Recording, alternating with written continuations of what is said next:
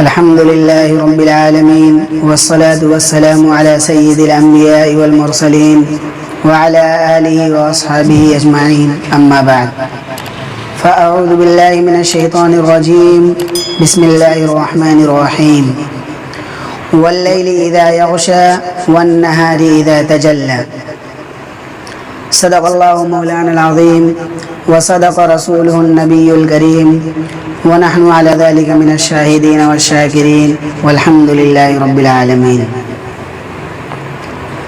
محترم معزز سامعین کرام، اللہ کی سنت یہ ہے قرآن پاک میں کہ اللہ کوئی بات ارشاد فرماتے ہیں اور اس بات کو سمجھانے کے لیے ذہنوں کو متوجہ کرنا چاہتے ہیں اپنے کسی تخلیق کی طرف، اپنے بنائے ہوئے کسی قانون کی طرف، جس کو دیکھ کر سمجھ کر انسان کے لیے اس بات کو سمجھنا آسان ہو جائے، تو اللہ اس وقت جو سمجھا رہے ہیں تو ایسے موقع پر اللہ تعالیٰ قسم کھاتے ہیں۔ انسان قسم کھاتا ہے اپنی سچائی منوانے کے لیے۔ اللہ کو اپنی سچائی منوانے کے لیے کسی قسم کی ضرورت نہیں ہے۔ اللہ انسانوں کا بھلا چاہتے ہیں، سیدھے راستے پر چلانا چاہتے ہیں، اور یہ بھی جان لیجئے کہ اللہ کی مجبوری نہیں ہے۔ اگر اللہ چاہتے تم سب کو سیدھے راستے پر لگا دیتے، وَلَوْ شَاءَ لَهَدَاكُمْ أَجْمَعِينَ۔ لیکن نبی صلی اللہ علیہ وسلم نے فرمایا کہ پھر اس میں تمہارا کمال کیا ہوتا؟ دنیا میں تیراکی کا مقابلہ ہوتا ہے، اور جو دور تک تیرے اس کو انعام ملتا ہے، اس سے زیادہ دور تک مچھلی تیرتی ہے، آج تک کسی نے اس کو انعام نہیں دیا۔ سوچنے والی بات ہے، کیوں؟ انسان بڑی محنت کر کے تیرنا سیکھا ہے، مچھلی تو فطری طور پر تیرتی ہے۔ محترم دوستو، کہنے کا مقصد یہ ہے کہ اللہ تعالیٰ نے انسانوں کو مکلف بنایا ہے، جانوروں کو مکلف نہیں بنایا۔ اور جو انسانی زندگیاں ہیں وہ دو طرح کی ہیں۔ اللہ تعالیٰ نے انسان کو با اختیار بنایا ہے۔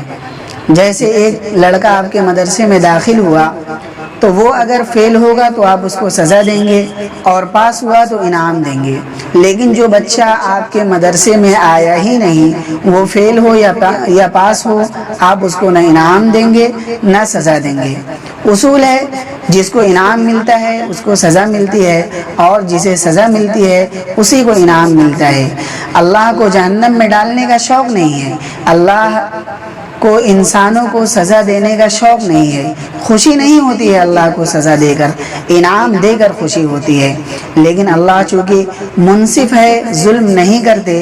وَمَا أَنَا بِظَلَّامٍ لِّلْعَبِيدِ، اللہ نے خود فرمایا میں بندوں پر ذرا بھی ظلم نہیں کرتا۔ اسی لیے اللہ تعالیٰ نے انسان کو با اختیار بنایا اور انسانوں کو دو طرح کی زندگی عطا فرمائی۔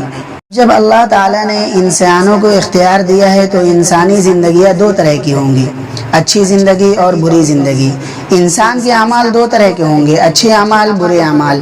آنکھ سے بھی دونوں طرح کے اعمال ہوتے ہیں، زبان سے بھی دونوں طرح کے اعمال ہوتے ہیں، کان سے بھی دونوں طرح کے اعمال ہوتے ہیں، ہاتھ سے بھی دونوں طرح کے کام ہوتے ہیں، پیر سے بھی دونوں جگہوں پر انسان چل کر جا سکتا ہے، حتیٰ کہ شرمگاہوں سے بھی دونوں طرح کے اعمال ہوتے ہیں۔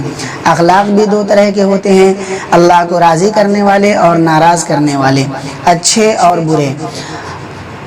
اللہ اس بات کو سمجھا رہے ہیں، یہ تمہاری دو طرح کی زندگی ہے نا، یہ ایسے ہی ہے جیسے اللہ نے وقت کو دو طرح کا بنایا ہے۔ رات کا وقت ہے، اسی لیے اتنی لائٹ جل رہی ہے۔ اگر دن میں جلائے تو اگر کوئی دیکھے تو کہے گا کیا آپ لوگوں کو بجلی فری میں ملتا ہے؟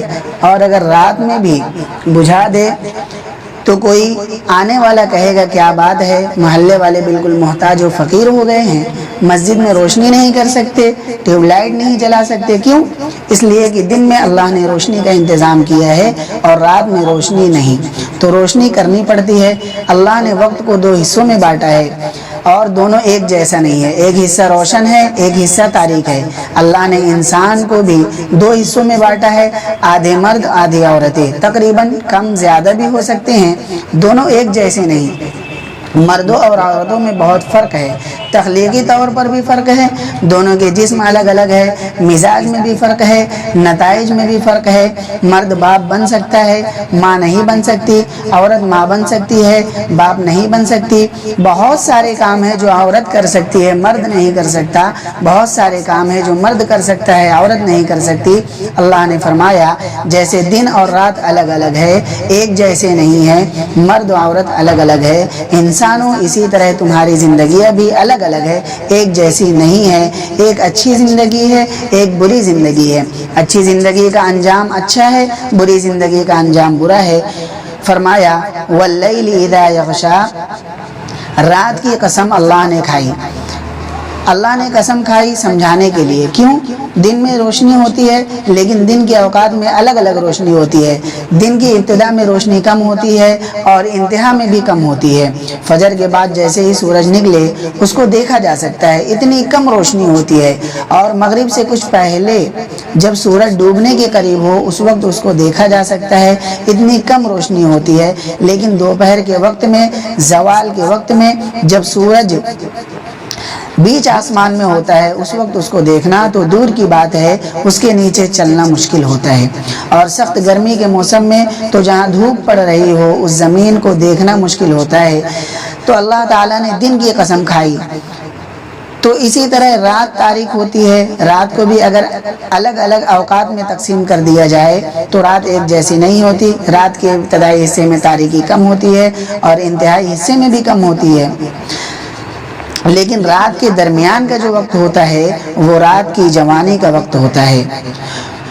اس میں رات کتنی تاریک ہوتی ہے تو اللہ تعالیٰ نے تمام دن اور تمام رات کی قسم کھاتے ہوئے فرمایا واللیل اذا یغشا، رات کی قسم جب وہ چھا جائے، خوب تاریک ہو جائے، ایک طرف رات کا خوب گہرا اندھیرا ہو، والنہار اذا تجلی، اور دن کی قسم جب وہ خوب روشن ہو جائے، ایک طرف رات کا گہرا اندھیرا اور دوسری طرف دن کا طاقتور اجالا، باقی رات کا اندھیرا بھی اسی کے ساتھ شامل، باقی دن کا اجالا بھی اسی کے ساتھ شامل۔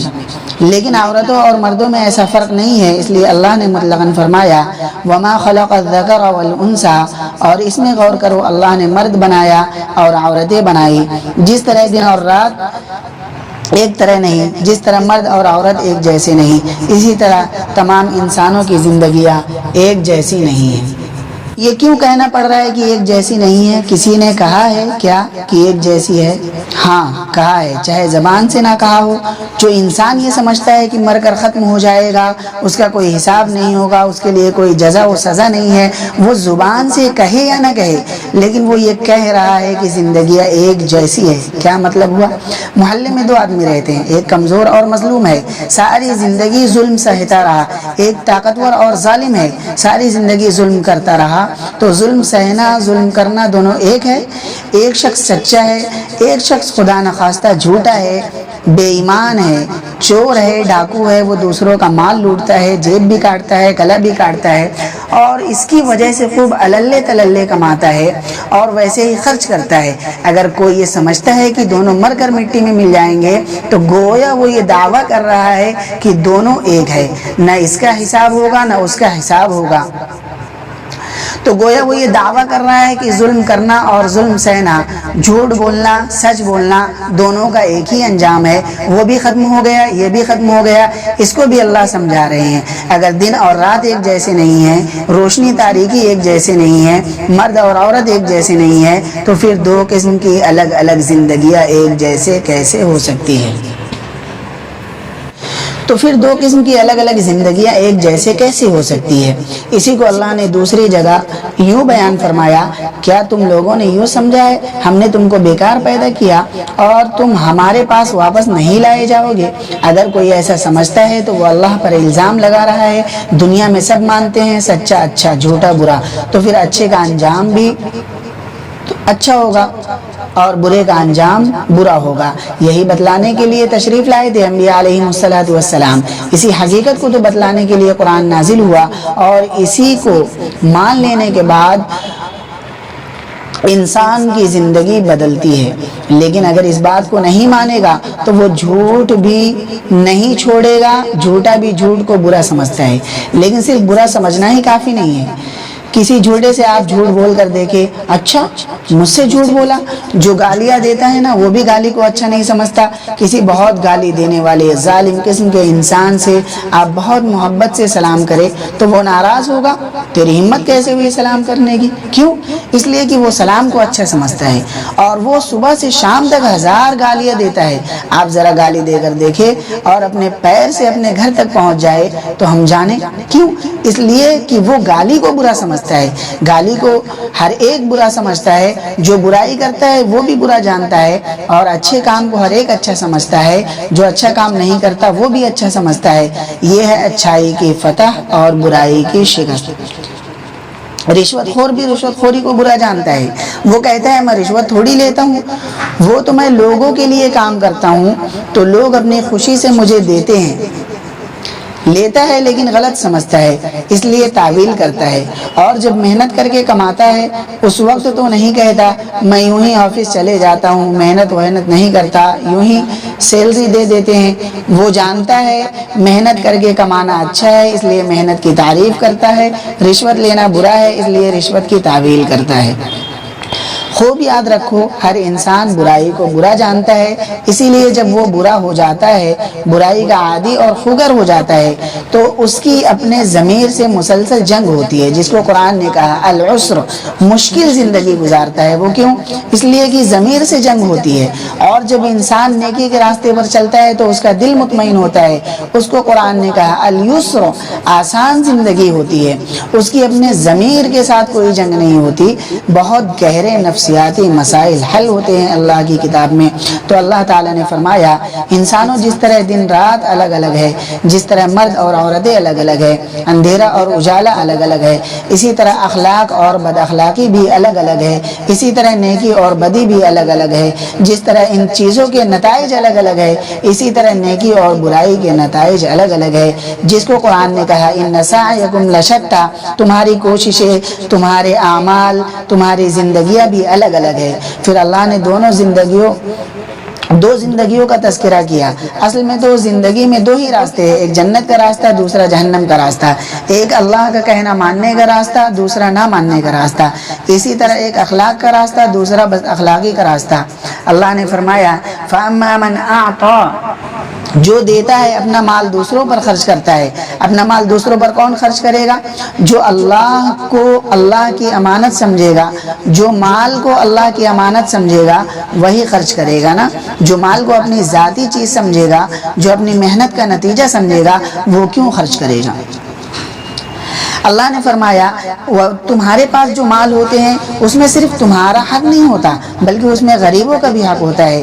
ایک جگہ فرمایا انما الصدقات للفقراء، اللہ نے پوری آیت میں ارشاد فرمایا کہ یہ ایڈریس ہے ان لوگوں کے جن کو دینے کا اللہ نے حکم دیا ہے، یہ تو لازمی حق ہے۔ پھر فرمایا وفی اموالہم حق للسائل والمحروم، کہ ان کے مال میں حق ہوتا ہے مانگنے والوں کا، مجبور کا، جن کے پاس میں کچھ نہیں ہے۔ اور وہ ایسے لوگ ہوتے ہیں جن کے بارے میں قرآن نے فرمایا یؤثرون علی انفسہم، کہ خود تکلیف اٹھاتے ہیں، دوسروں پر خرچ کرتے ہیں، اور جو خرچ کرتے ہیں وہ یہ سمجھتے ہیں ما عندکم ینفد وما عند اللہ باق، کہ تمہارے پاس جو خزانے ہیں وہ ختم ہو سکتے ہیں لیکن اللہ تعالیٰ کے پاس جو خزانے ہیں وہ کبھی ختم نہیں ہو سکتے۔ اللہ نے فرمایا فَأَمَّا مَنْ أَعْطَى وَاتَّقَى، وہ شخص جو دیتا ہے اور اللہ سے ڈرتا ہے۔ الیکشن کے ٹائم دینے والے بہت آئیں گے، وہ متقی نہیں ہے، وہ اللہ کے خوف اور ڈر سے نہیں دیتے، وہ تو آپ کا ووٹ خریدنے آتے ہیں، وہ آپ سے جھوٹے وعدے کرنے کے لیے آتے ہیں، بلکہ وہ آپ کا ایمان خریدنے آتے ہیں۔ اس آیت کے مصداق وہ لوگ نہیں ہیں۔ تو اللہ نے قرآن میں جس کا تذکرہ کیا وہ دنیا کے فائدے کے لیے دینے والے نہیں ہیں، یہ اللہ کے ڈر سے اللہ کو راضی کرنے کے لیے دینے والے ہیں۔ وَصَدَّقَ بِالْحُسْنَى، اور اچھی بات کو سچ مانتا ہے۔ اچھی بات کیا ہے؟ اللہ کا دین، اللہ کا پیغام، نبی صلی اللہ علیہ وسلم کی بات، قرآن پاک، احادیث مبارکہ، نبی صلی اللہ علیہ وسلم کے ارشادات، پورا دین، وہ اچھی بات کو سچ مانتا ہے۔ اس اچھی بات میں اس کو عقائد بھی بتلائے گئے، اعمال بھی بتلائے گئے، دنیا کے احکام بھی بتلائے گئے، آخرت کی خبر بھی دی گئی، ان سب کو وہ سچ مانتا ہے اور اللہ سے ڈرتا ہے، تو اللہ نے فرمایا فَسَنُيَسِّرُهُ لِلْيُسْرَىٰ، تو ہم اس کے لیے آسان کو آسان تر بنا دیں گے۔ عجیب تعبیر ہے قرآن کریم کی، ہم آسان کو آسان بنا دیں گے، کیا مطلب ہے؟ یعنی جو اچھے اخلاق ہیں نا، ان کو کرنے میں دل کو خوشی ہوتی ہے۔ دیکھیے، بڑا سے بڑا شاطر ہو، بڑا سے بڑا چالاک ہو، جھوٹ بولنے میں ماہر ہو، لیکن جب وہ جھوٹ بولتا ہے تو اس کے دل پر ایک دباؤ پڑتا ہے۔ آج کل ایسی مشینیں بنا دی گئی ہے جو اس دباؤ کو محسوس کر لیتا ہے، اسی لیے مشین لگا کر بیان لیا جاتا ہے، وہ جھوٹ کو پکڑ لیتی ہے۔ چاہے جتنا شاطر آدمی ہو، وہ اپنے چہرے کو بنا سکتا ہے، آنکھوں کو بنا سکتا ہے، شاطرانہ انداز میں بیان دے سکتا ہے، لیکن وہ دل کے دباؤ کو نہیں بدل سکتا، اور مسلسل اس دباؤ کے نتیجے میں آپ دیکھ لیجئے پوری دنیا میں، اور اب تو بتلانے کی ضرورت نہیں ہے، کتنے بڑے بڑے جھوٹے ہیں جو بہت ٹھاٹ سے جھوٹ بولتے ہیں۔ صرف یہ ہمارے ملک میں نہیں، پوری دنیا میں یہ مصیبت ہے، چاہے وہ جتنے بڑے مالدار ہوں اور بظاہر چاہے جتنے عیش و آرام کی زندگی گزارتے ہوں، سب دل کے مریض ہوتے ہیں، اس لیے کہ جھوٹ خود دل پر دباؤ ڈالتا ہے اور سچا مطمئن ہوتا ہے۔ برائی کرنے والے کی اپنے ضمیر کے ساتھ جنگ ہوتی ہے، یہ الگ بات ہے، وہ برائی کا عادی ہو گیا، وہ برائی کا خوگر ہو گیا، وہ برائی کو چھوڑ نہیں پاتا، اس کے لیے برائی آسان ہے لیکن اندر کی کشمکش نہیں ختم ہوتی۔ اسی طرح جو نیکی کا عادی ہو جاتا ہے پھر اس کے لیے نیکی آسان ہو جاتی ہے۔ آدمی اپنے کو جس چیز کا عادی بنا لے، جو نماز نہیں پڑھتا اس کے لیے مسجد آنا کتنا مشکل ہے، اور جو نماز کا پابند ہے اس کے لیے مسجد نہ آنا کتنا مشکل ہے۔ اور آسانی سے سمجھے، ایک آدمی اسموکنگ کا عادی ہے، یعنی سگریٹ پینے کا عادی ہے، اللہ کرے جو عادی ہے وہ چھوڑ دے، اس لیے کہ دنیا میں سب سے زیادہ موت تمباکو سے ہوتی ہے۔ کوشش کرے، اللہ مدد کریں گے۔ تو جو سگریٹ کا عادی ہے اس کے لیے سگریٹ نہ پینا کتنا مشکل ہے نا؟ مشکل، حالانکہ سگریٹ سے اس کو نقصان ہوتا ہے یہ معلوم ہے، اس کے پھیپڑوں میں دھبے پڑے ہیں اس کو معلوم ہے، لڑ رہا ہے وہ بیماریوں سے لیکن چھوڑ نہیں سکتا۔ یہ ہے فَسَنُيَسِّرُهُ لِلْعُسْرَىٰ، مشکل کو اللہ آسان کر دیتے ہیں۔ اور اس کے مقابلے میں ایک آدمی نے سگریٹ کبھی نہیں پی، اس کو پلا کر دیکھیے، گر جائے گا آدمی اپنے کو۔ جس چیز کا عادی بنا لے وہ چیز اس کے لیے آسان ہو جاتی ہے۔ برائی کا عادی بنا لے تو اس کے لیے برائی آسان ہو جاتی ہے، نیکی کا عادی بنا لے تو اس کے لیے نیکی کرنا آسان ہو جاتی ہے۔ اسی لیے آپ صلی اللہ علیہ وسلم نے حکم دیا کہ اچھے معمول بناؤ تاکہ اچھی عادتیں پڑے، اچھوں کے ساتھ اٹھا بیٹھا کرو۔ یا ایھا الذین آمنوا اتقوا اللہ وکونوا مع الصادقین، کہ اچھی صحبت انسان کو اچھا بناتا ہے، بری صحبت انسان کو برا بناتا ہے۔ صحبت صالح ترا صالح کند، صحبت طالح ترا طالح کند، کہ اچھی صحبت اچھا انسان بناتی ہے، بری صحبت برا انسان بناتی ہے۔ تو اللہ تعالیٰ نے فرمایا فَأَمَّا مَنْ أَعْطَىٰ، خود دیتا ہے، اللہ سے ڈرتا ہے اور دن کو سچا مانتا ہے، اللہ کے احکام کا اپنے کو پابند سمجھتا ہے، اور جو اللہ کے احکام کا پابند جانتا ہے اپنے آپ کو، وہ ہر جگہ نیکی کرتا ہے، گھر میں بھی، مسجد میں بھی، دکان میں بھی، آفس میں بھی۔ ایسا نہیں ہے کہ وہ مسجد آیا تو نماز پڑھ رہا ہے، بڑا متقی ہے، گھر گیا تو نامحرم کو بیٹھ کر ٹی وی پر دیکھ رہا ہے۔ تو ہم اس کے لیے آسان زندگی کو آسان کر دیں گے، دنیا میں بھی اسے آسان زندگی ملے گی، آخرت میں بھی وہ بڑی آسانی سے جنت میں چلا جائے گا۔ وَأَمَّا مَنْ بَخِلَ، اور دوسرا جو بخل کرتا ہے، بخیل سے ہمارے ماحول والا بخل مراد نہیں ہے، ہم بخیل اس کو کہتے ہیں جو خرچ ہی نہیں کرتا۔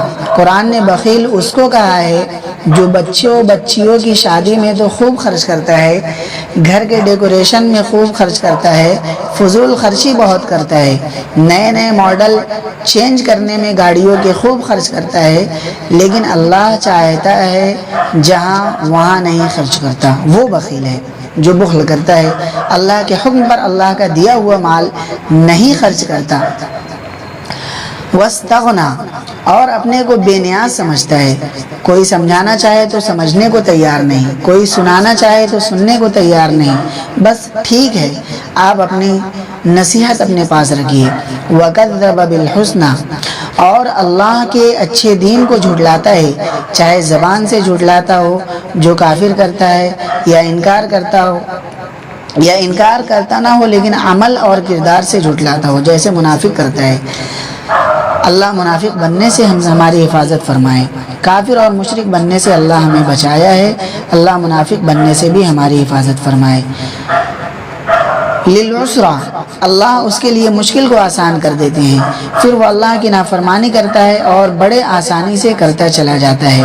وما یغنی عنہ مالہ اذا تردى اللہ فرما رہے ہیں جب یہ مرے گا تو اس کا مال کسی کام آئے گا، اس نے غریبوں پر نہیں خرچ کیا، یتیموں پر نہیں خرچ کیا، زکوٰۃ نہیں ادا کی، صدقات نہیں دیے، اللہ کے حکم پر نہیں خرچ کیا، مال جمع کر کے رکھا، جب یہ مر کر اللہ کے پاس جائے گا تو کیا اس کا مال کام آئے گا؟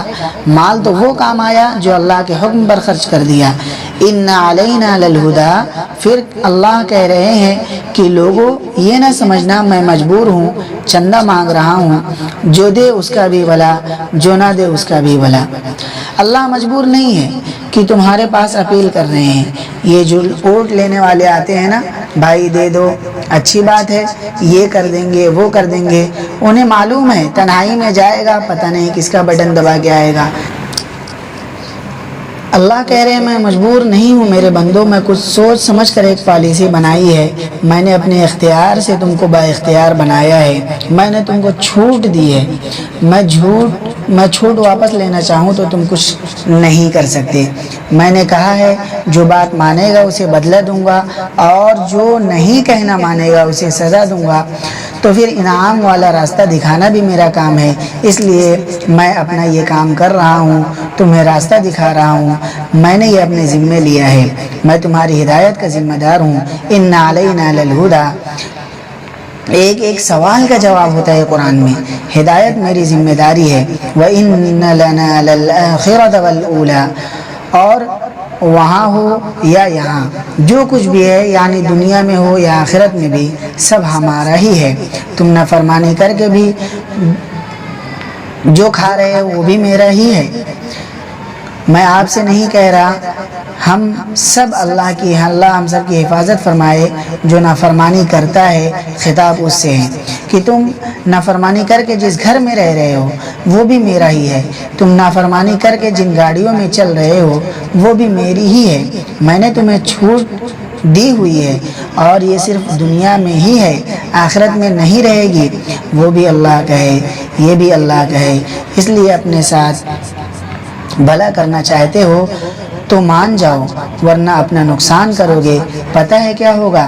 فَأَنذَرْتُكُمْ نَارًا تَلَظَّىٰ میں نے تم کو دہکتی ہوئی آگ سے ڈرا دیا، لَا يَصْلَاهَا إِلَّا الْأَشْقَىٰ اس آگ میں وہ بد نصیب انسان جائے گا، جو بھی جائے گا وہ بد نصیب ہوگا، بلکہ وہ بد نصیبوں کا سردار ہوگا۔ اللہ اس کا تذکرہ کر رہے ہیں، اس میں سب سے بڑا بد نصیب جائے گا۔ الذی کذب وتولی جس نے انکار کیا اور منہ موڑا۔ قرآن نے کذب کے بعد وتولی لا کر یہ بتلا دیا کہ انکار کرنے والے دو طریقے کے ہوتے ہیں، بعض منہ سے انکار کرتے ہیں، بعض زبان سے انکار کرتے ہیں اور پھر عمل نہیں کرتے، اور بعض وہ بھی ہے جو زبان سے انکار نہیں کرتے لیکن کہنا نہیں مانتے، عمل نہیں کرتے، وہ بھی انکار کرنے والے ہیں، اس لیے تولا میں وہ بھی شامل ہو گئے۔ اللہ ہمیں ماننے والا بنا دے، اللہ کا حکم مانے، کوئی نافرمانی نہ کرے۔ اللہ نے فرمایا اس دہکتی ہوئی آگ میں وہ جائے گا جس نے انکار کیا اور منہ موڑا، اور اس آگ سے بچا لیا جائے گا اس ڈرنے والے کو۔ وَسَيُجَنَّبُهَا الْأَتْقَىٰ جب جہنم کا تذکرہ آیا تو اللہ نے یوں فرمایا کہ جہنم سے بچا لیا جائے گا، اس لیے کہ اللہ اگر باریکی سے حساب لینے پر آ جائے تو کوئی نہیں بچ سکتا، جو کوشش کرے گا بچنا چاہے گا اللہ اس کو اپنے فضل سے بچا لیں گے۔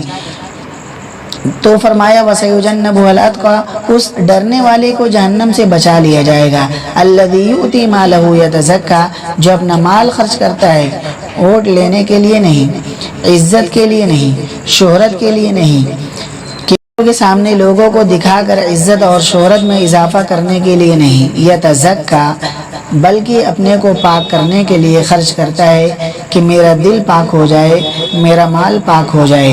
وَمَا لِأَحَدٍ عِندَهُ مِن نِعْمَةٍ تُجْزَى، وہ کسی احسان کا بدلہ نہیں دے رہا ہوتا، ایسا نہیں ہے کسی نے اس کے ساتھ احسان کیا ہے تو وہ اس کا بدلہ دے رہا ہے، کوئی احسان نہیں، إِلَّا ابْتِغَاءَ وَجْهِ رَبِّهِ الْأَعْلَى، صرف اللہ کو راضی کرنے کے لیے خرچ کرتا ہے، وَلَسَوْفَ يَرْضَى، تو پھر وہ راضی ہو جائے گا۔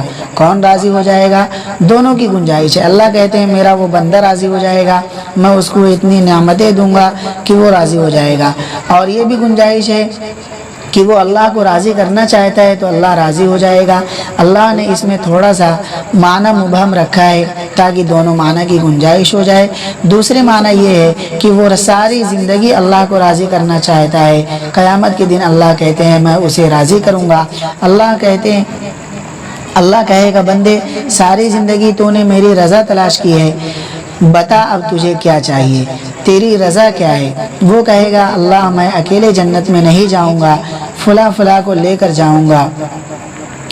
تو نے دنیا میں، تو اللہ فرمائیں گے تو نے دنیا میں میرا کوئی حکم نہیں ٹالا، آج میں تیری خواہش رد نہیں کر سکتا۔ کیسے خوش نصیب ہوں گے وہ لوگ، وہ بھی تو انسانی ہوں گے، ہم بھی تو انسانی ہیں، انہوں نے بھی یہ کمال اپنی زندگی میں ہی حاصل کیا، ہم بھی اگر اس زندگی کا فائدہ اٹھائیں، اپنے آپ کو اللہ کے حوالے کر دیں، زندگی تو برف کے مانند پگھل رہی ہے، گھل رہی ہے، ختم ہو رہی ہے۔ اللہ ہمیں توفیق دے، جو زندگی بچی ہے اسے ہم 100% اللہ کے حوالے کر دے اور دنیا سے اس طرح جائے کہ کل قیامت کے دن اللہ ہم کو راضی کرے۔ وَمَا عَلَيْنَا إِلَّا الْبَلَاغُ۔